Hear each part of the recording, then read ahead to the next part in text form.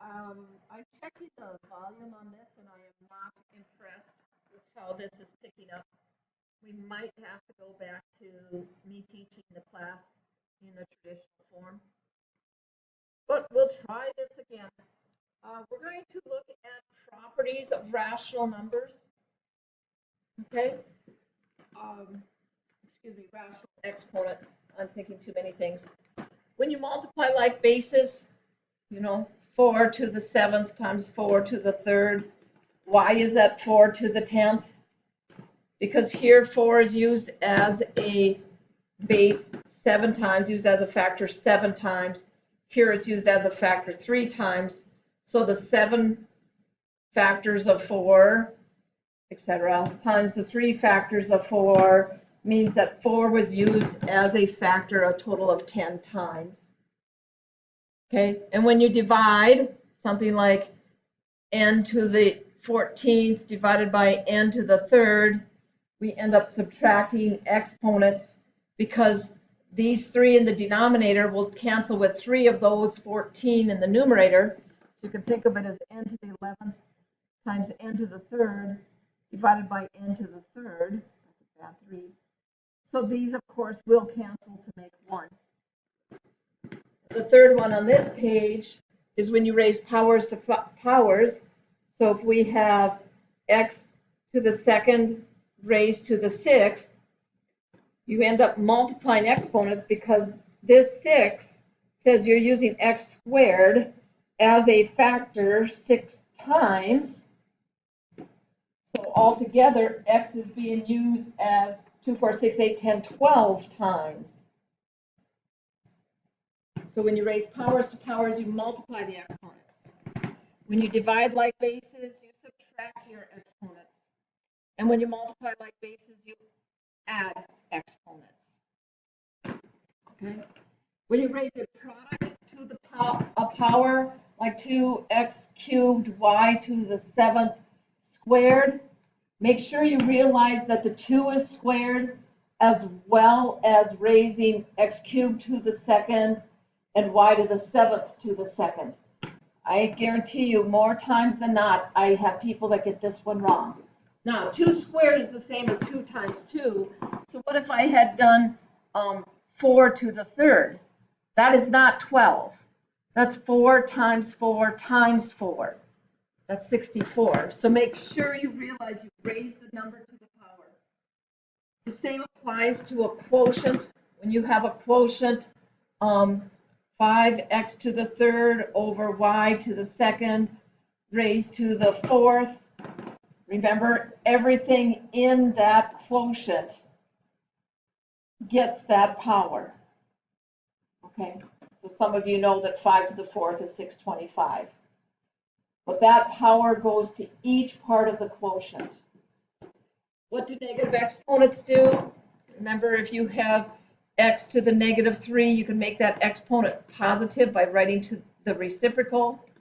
And if it's in the denominator and a negative power, you can make it positive by moving it back up to the numerator.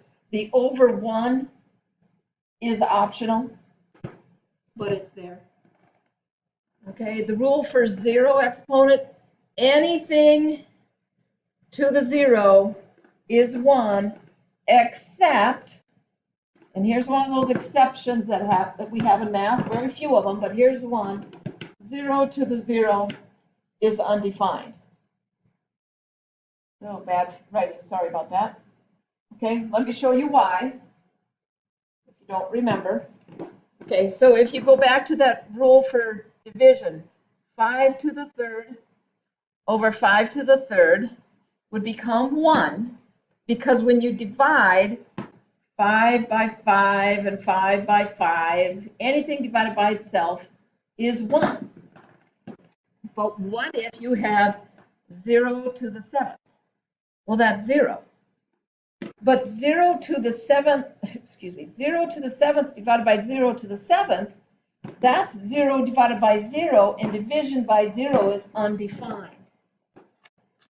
And that's why we do not have division, 0 to the 0 defined. You cannot divide by 0, And to get a zero exponent, really what you're thinking is, well, we divided something by itself. And even 0 divided by 0 does not equal 1. Okay, so here's a quick summary. I had extra pages because I liked the way that other one came together. But here's a quick summary. So if you need to look at them, when you multiply like bases, you add your exponents. When you raise powers to powers, you multiply exponents.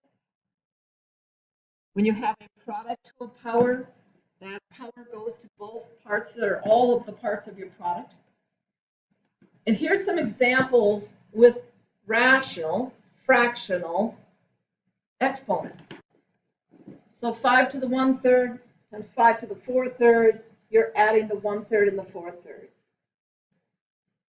Here, 5 to the 3/2, when you raise it to the second, you multiply your exponents. Here's our product to a power. Okay, so we can raise 16 to the 1/4, 16 to the 1/2, 9 to the 1/2. Well, that simply means square root. So square root of 16 is 4, square root of 9 is 3. Or, those of you that don't mind big numbers, you can say, well, 9 times 16 is 144, and square root of 144 is 12. You get the same answer both ways. Okay, here's our rule with the negative exponent.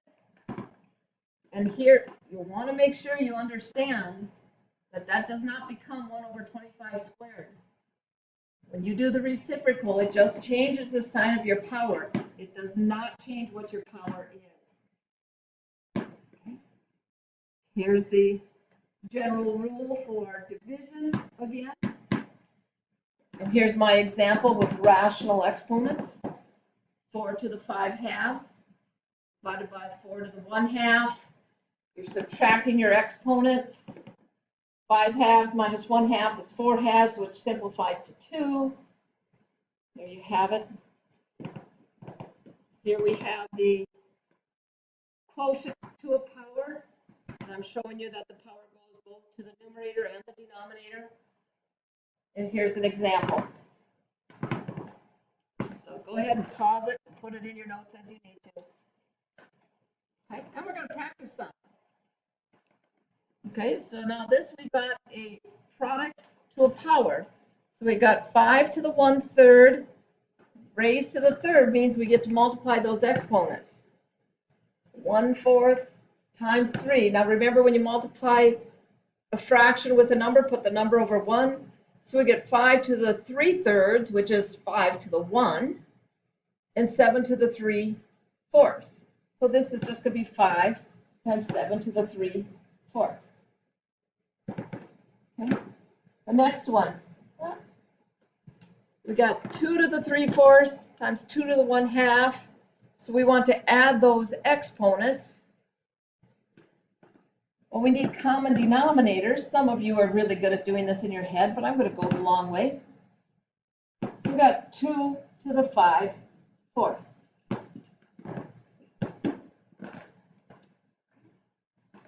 Here is a division problem. Remember, if it has no exponent, it's 1. The rule is subtract your exponents. Okay, again, to add or subtract, you need a common denominator. So this is 4/4 minus 1/4. So we get 3 to the 3/4. This is a curious problem. Alrighty. Some of you will see it right away, some of you will not. Remember, your quotient rule can be used both ways. So I got 20 to the 3/2 over 5 to the 3/2. Okay. Some of you will say, well, that's 20 over 5 raised to the 3/2. So that's 4 to the 3/2. And as we move on, you'll realize that's saying the square root of 4 is cubed. Okay, the index 2 comes from the denominator. The 2 is often not written, but this is simply 2 cubed, which is 8. But for right now, they want you to realize this first rule. When you raise a quotient to a power, that power goes to both all the parts of your quotient. We took it one step beyond. Because those powers matched, if the powers didn't match, we couldn't do this. But because they matched, we could move them to the outside and simplify our other stuff. Okay. Here's an example that might match something that is in your book, in your assignment. You're given a formula, and you can say the surface area for some mammal's skin, surface area, can be approximated by a certain constant, and it varies from animal to animal, times their mass, m, raised to the 2/3. Okay, so it is made up. This is probably pretty fictitious. I don't remember what I did when I did this. But this is saying for a horse, the constant that the scientists that have done this is always 10 for a horse. And then they would want 5.5 times 10 to the 7th raised to the 2/3. So what this lesson is checking is, do you realize that 5.5 is raised to the 2/3 and your 10 to the 7th is raised to the 2/3? Okay, and then you'd find your product on your calculator. The way this answer came out, I'm pretty sure I made it up, and it probably isn't very accurate. Okay, I'm going to stop here. We're going to take a look at day 2 of the properties of radicals. So just be patient with this. We will come back to it and be ready to look at day